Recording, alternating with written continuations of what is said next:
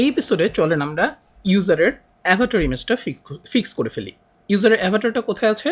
এই যে আমাদের ইউজার্স টেবিলে শেষে যে অ্যাভাটার ফিল্ডে আছে।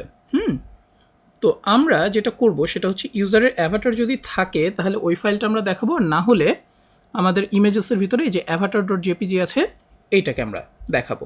ওকে, তো এটার জন্য আমাদের ব্লেড ফাইলে যেখানে হার্ড কোডেড এই যে সোর্স দেওয়া ছিল এটাকে আমরা একটু মডিফাই করি।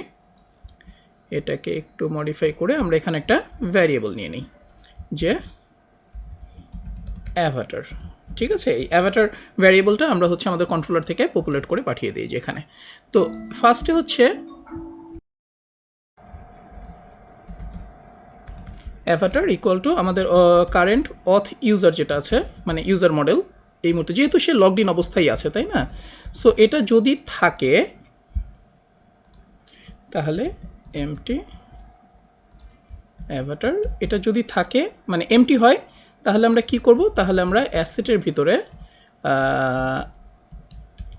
ভিতরে ইমেজেস অ্যাভাটার ডট জেপিজি এই ফাইলটাকে রিটার্ন দেবো। না হলে আর যদি এমটি না হয় তাহলে আমরা কি করব? তাহলে এটাই আমরা রিটার্ন দেব। ঠিক আছে, ব্যাস এবার এই অ্যাভাটারটা আমরা এখানে পাঠিয়ে দিই। অ্যাভাটার আমাদের ব্লেড ফাইলের কাছে। তো এবার আমরা রিফ্রেশ করে একটু দেখি যে আমাদের আসলে এই অ্যাভাটারটা এসছে কিনা। হ্যাঁ, এক্সেলেন্ট, আমাদের অ্যাভাটারটা এসেছে। আর যদি অ্যাভাটারটা না থাকতো, আমরা একটু টেস্ট করে নিই শুধু এখানে, যে অ্যাভাটারটা আসলে যদি না থাকতো তাহলে কি হতো।